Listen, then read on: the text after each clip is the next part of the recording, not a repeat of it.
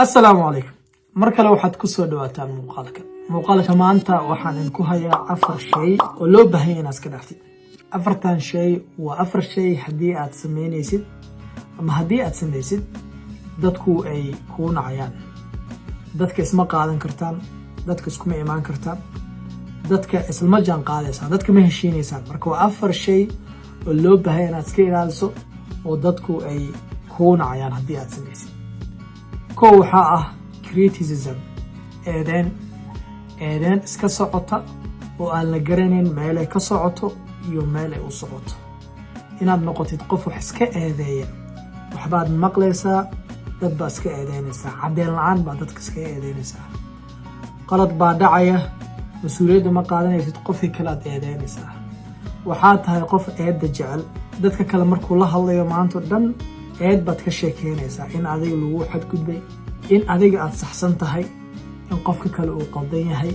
maanta dhan dad baad eedeynaysaa. qof ma tihid mas'uuliyadiisa qaadanaya. qof waxaa tahay غير مسؤول si kale hadii aan u dhigno. marka eedda qof jecel ma laha. dadka bini aadamka oo dhan eedda ma jecla. marka waxa loo baahan yahay eedda inaad dhinac iska dhigto. hadii shayga la sameynayo adiga mas'uuliyadaada ay tahay, si dhab ah u qaado, إنها أيدين أديك وحن نقطة قفك ownershipka ama mas'uuliyadaas lahaanshaheeda qaata. qofka la markaas waxa weey qalad haduu sameeyo qofka kale u tag, la soo hadal, u sheeg, waani u nasteexee, laakiin eedda iska dah. marka shayga koowaad waxa weey eedda.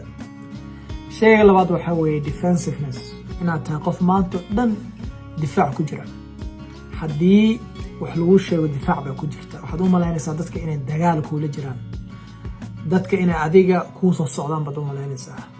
qalad yar hadduu dhaco ma qaadan kartid, wax yar laguma sheegi karo. maanta dhan isgiijis baa ku jirtaa, isdifaac baad ku jirtaa. dadku ma jeclo qof noocaas oo kale ah. bini aadamku isla shaqeeyaan, way wada socdaan, waxbaa dhexdooda ka dhaca.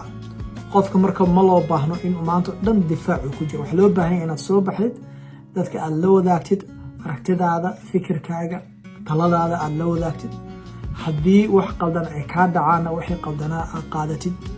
marka bini aadamku haddii aad tahay qof maanta dhan difaac ku jira, kulama heshiinayaan, mana jecla inay la shaqeeyaan qof noocaas oo kale ah.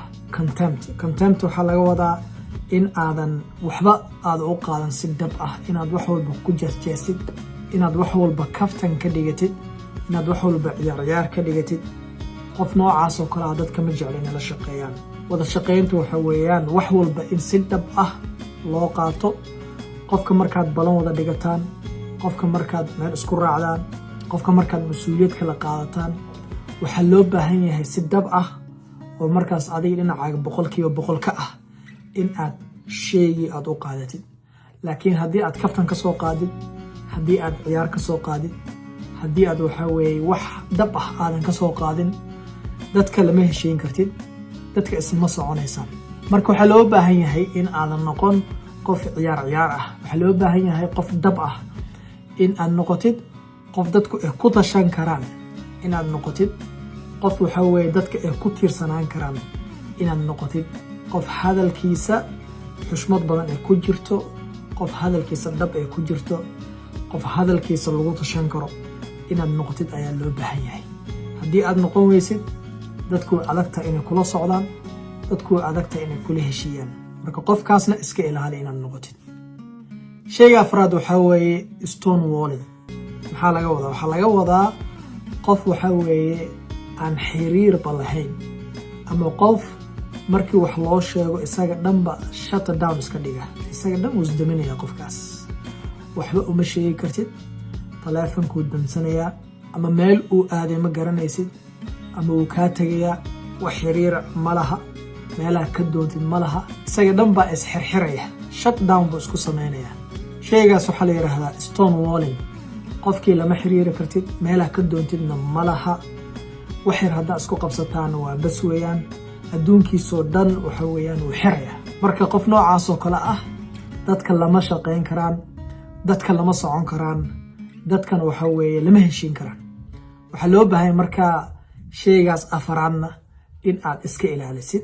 4 shay baan soo sheegnay. Shayga koowaad waxa weeyaan criticism.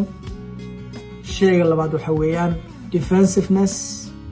Shayga saddexaad waxa weeyaan contempt. Shayga afraadna waxa weeyaan stonewalling.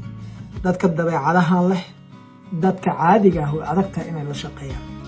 waxaa loo baahan yahay marka inaan iska ilaalino dabeecadahan.